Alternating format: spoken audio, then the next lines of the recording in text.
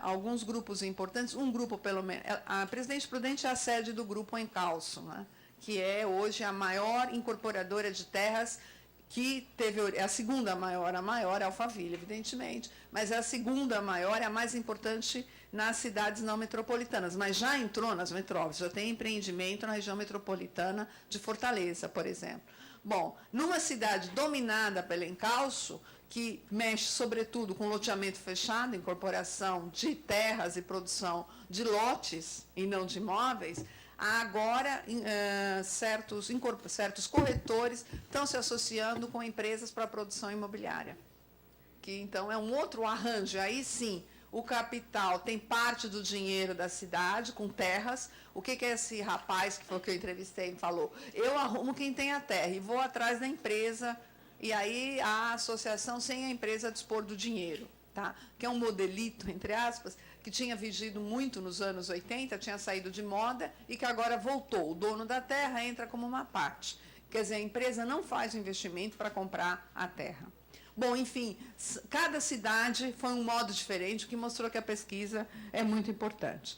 O arquipélago também não gosto, é que estava na citação da professora que eu selecionei, mas, enfim, traz problemas, é uma metáfora complexa. As questões que o Zé da Silva traz, né? Nossa, por até o óculos. Já.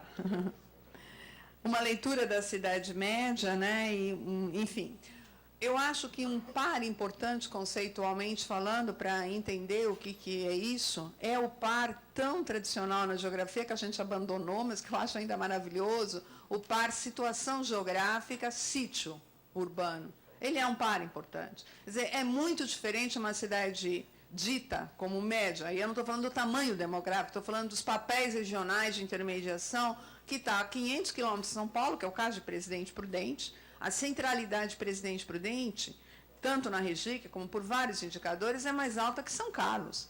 Tá? Mas o PIB de São Carlos é maior que o de Prudente. Isso é muito interessante. Quer dizer, quanto mais distante das áreas metropolitanas, evidentemente, esse papel de intermediação fica muito mais forte. Por isso que eu gosto de distinguir cidade de porte médio, que tem um tamanho médio, de cidade efetivamente média. Rio Claro, Limeira, São Carlos, Prudente, são cidades muito parecidas no tamanho. Mas, enquanto Limeira, São Carlos e Rio Claro têm um grau de papéis muito mais reduzido territorialmente, Presidente Prudente reina sozinha em praticamente 150 quilômetros. Talvez um pouco menos, porque ela está a 190 de Londrina, que é uma cidade mais importante que ela, né? O Álvaro, a questão da segregação, autossegregação. Acho que entra um elemento muito importante, e de novo eu volto nos conceitos tradicionais, que é o de sítio urbano. O Rio de Janeiro é completamente diferente de São Paulo, entendeu? O Rio de Janeiro, essa oposição entre Zona Sul, subúrbio, que aqui vocês nem usam, por razões que nós conhecemos, esse processo deu início no século XIX e é completamente diferente da expansão urbana em São Paulo, que é do século XX, né? Enfim, é uma oposição muito mais clara, definida pelas condições do sítio urbano. Em São Paulo tem muito menos limites à expansão urbana. Então, você pode dizer, bom, a Zona Oeste e a Zona Sul de São Paulo são mais valorizadas que a Norte e a Leste. Mas essa é uma verdade apenas relativa, né? Na Zona Leste tem áreas de alto preço da terra, como você vai pegar um alto da Moca, você vai pegar os altos os altos de Santana. Você também tem nos outros setores áreas de valorização muito elevada. E o preço do metro quadrado em São Paulo, muito numa média, por esses bancos de dados gerais, muito na média, é mais baixo do que no Rio de Janeiro. Né? Claro, por razões do sítio urbano, que tem aí uma explicação muito grande. Então, eu acho que essa questão das escolhas, quer dizer, aqui as grandes incorporadoras têm muito mais limites para fazer as escolhas, elas são muito mais levadas a uma escolha única do que seriam em São Paulo. Que, guardadas todas as proporções, é como eu comparo Prudente com Marília. Quer dizer, Prudente não tem nenhum obstáculo, tem poucos obstáculos, a ferrovia e tal. Marília, ela está no platô, você tem que descer metros e metros para você entrar no fundo de vale, que nem é uma ocupação desejável. Tanto assim que o Minha Casa Minha Vida, em Marília, ficou fora do núcleo urbano, da sede do município. Ela está nos distritos. Não, ficou num distrito, que era da área rural. A distância é enorme, vocês imaginam, porque não tem espaço na cidade para expansão urbana. Sobre a simulação dos condomínios, daria uma palestra, porque tem 2 alunos nossos do GASPER fazendo pesquisa sobre isso, e as entrevistas são verdadeiramente sensacionais. Você pergunta para ele por que eles foram morar lá, a resposta é muito objetiva, porque era onde tinha o financiamento. Realmente, eles não dão como uma razão principal, ao contrário dos nossos entrevistados dos outros condomínios, que dizem, bom, eu queria segurança, eu queria morar num lugar com qualidade de vida. Eles não dizem isso, era o que tinha o financiamento. Mas, no decorrer da entrevista, eles vão reproduzindo esse mesmo discurso. Uma das nossas entrevistadas, eu até tinha pensado em pôr essa frase aqui, mas não coloquei, ela diz assim, sabe, agora não deixo mais minhas crianças brincarem fora daqui. Esse pessoal aqui do lado era o bairro que ela acabou de me dizer de onde ela veio. Esse pessoal é muito bandidinho, é muito moleque bandido na vida, não quero meus meninos com esses. Ela reproduz a segregação na sua condição agora de quem está dentro do muro. E aí eu já entro, de certo modo, para responder um pouquinho das questões do João, né? Tem muitos estudos comparativos, viu? Nós mesmos, enfim, Prudente, fazemos estudos com Leida, tem já uma pesquisa em andamento, mas na produção bibliográfica internacional tem muita coisa. Tem um livro importante do Chevalier e do Madoré na França, chamada La Ville Fermée, que pega uma abrangência enorme, vai mostrando tudo isso que você falou com muita pertinência.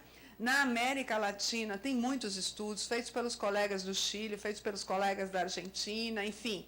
A quantidade de estudos sobre o tema é muito grande e mostra realmente essa diversidade.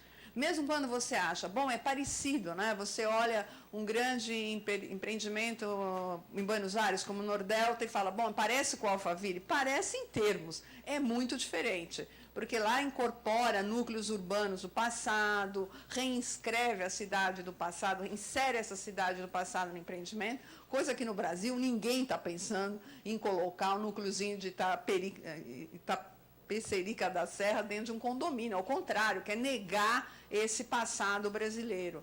Em alguns países, como foi o caso do Chile, os empreendimentos fechados nasceram no período da ditadura, para proteger as pessoas de esquerda. Os primeiros condomínios foi para isto. Os 2 primeiros. Hoje já não é isso. Quer dizer, tem muitas particularidades, são muito interessantes. No México, a quantidade de estudos é muito grande, tem outras singularidades, mas, muito a grosso modo, se pode dizer que em toda a América Latina, as desigualdades socioeconômicas são a matriz principal dessa separação.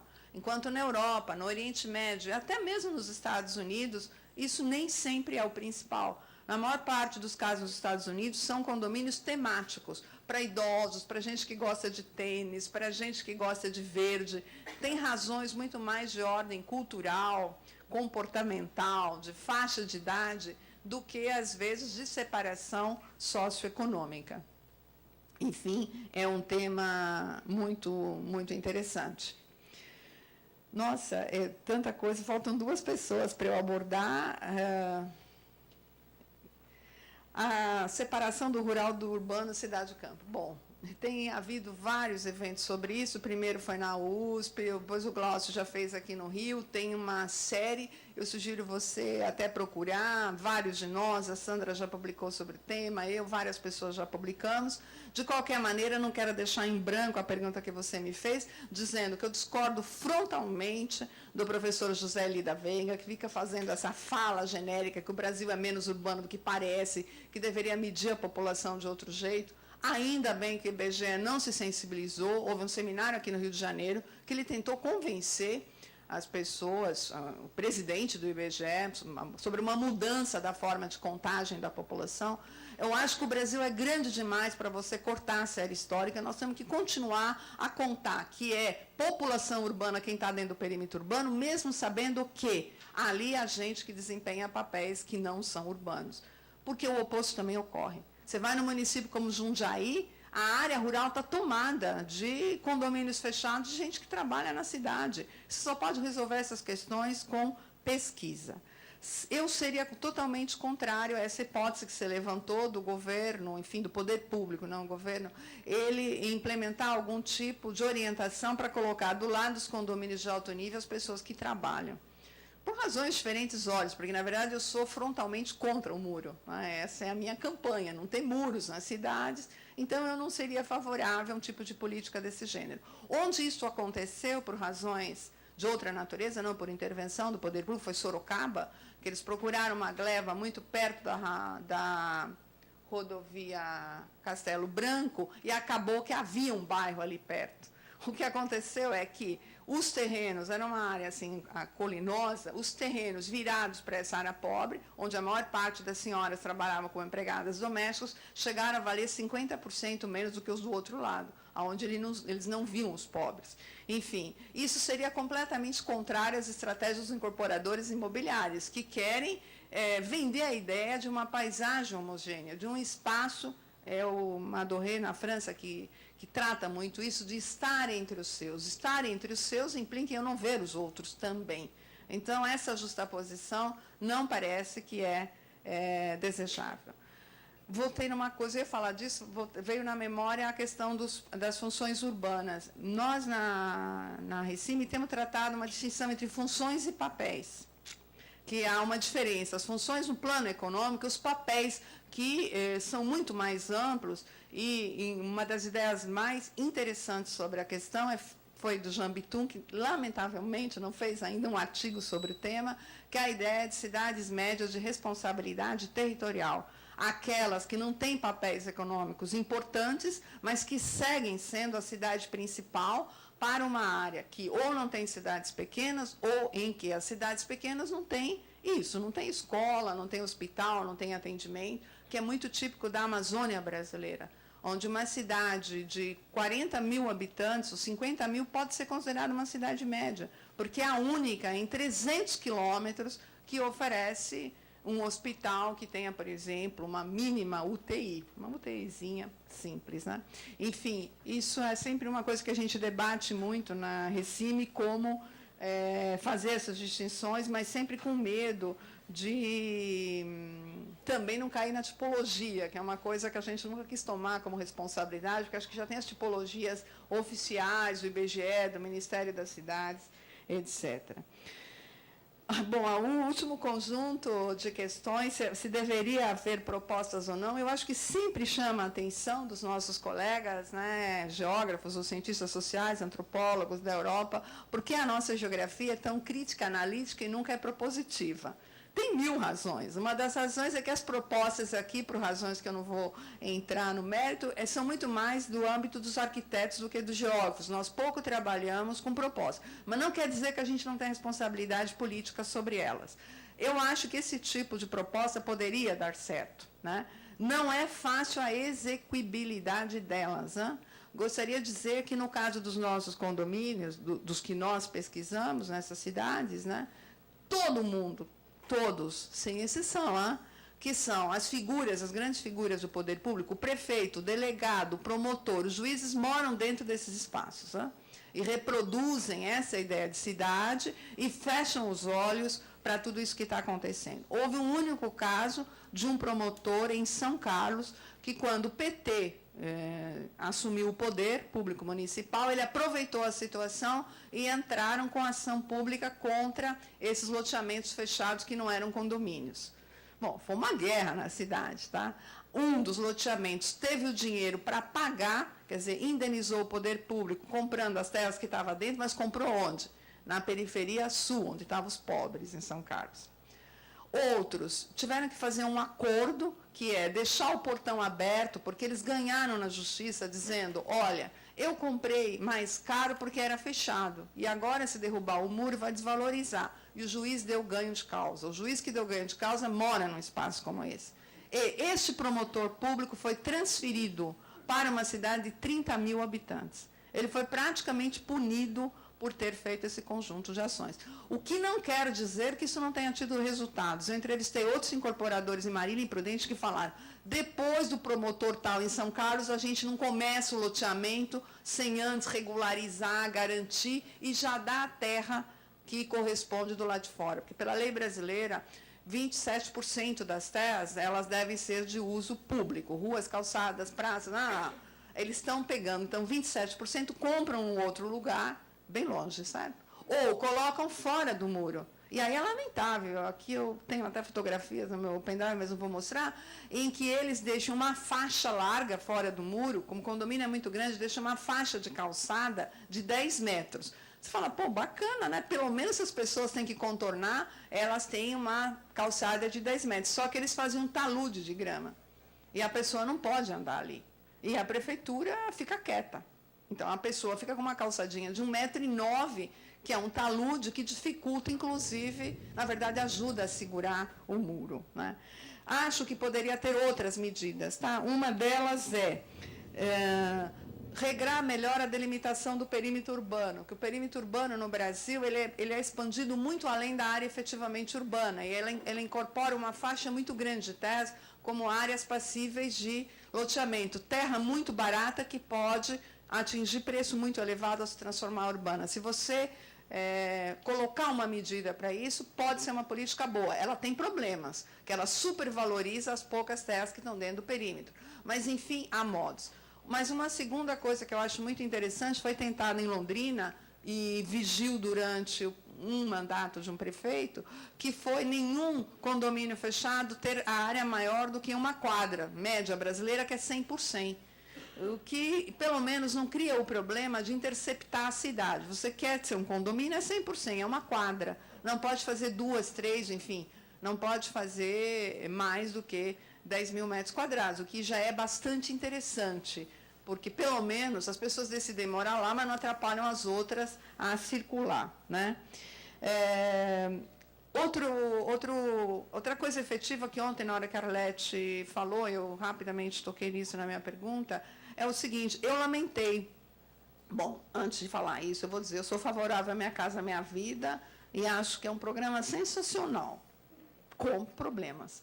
Problema número 1, não ter havido efetivamente uma definição em termos de critérios para localizar essas áreas. Houve critérios, isso foi um grande avanço em relação aos períodos anteriores, porque exige que a incorporadora coloque todos os meios de consumo coletivo. Tem que ter asfalto, tem que ter esgoto, tem que ter escola, tem que ter praça, que antes nada disso era necessário, não era obrigatório. A incorporadora ia lá, fazia, e depois a prefeitura que se arranjasse. Então, houve um avanço, mas não houve critérios para localização. Por exemplo, poder-se-ia ter dito que nenhum devesse ter mais do que, sei lá, 30 mil metros quadrados de gleba, para não gerar essas monstruosas cidades distantes.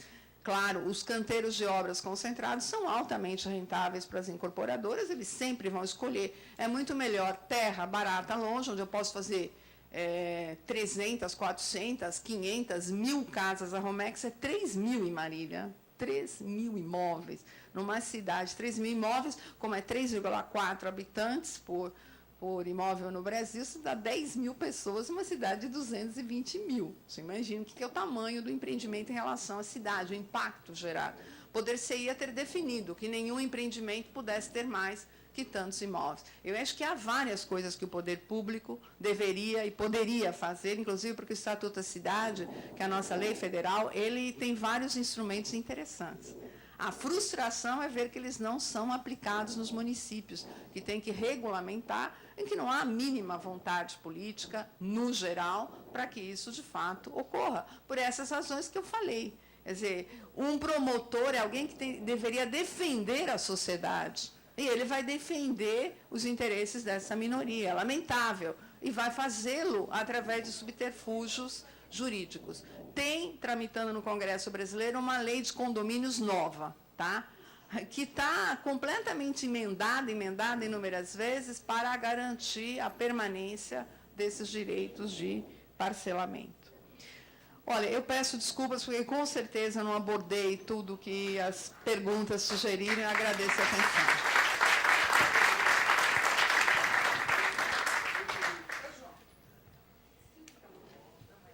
Bom, vamos ao almoço, né? Porque a gente tem uma outra palestra às 14h. Então, vamos lá para não chegarmos atrasados, não é isso? Até já.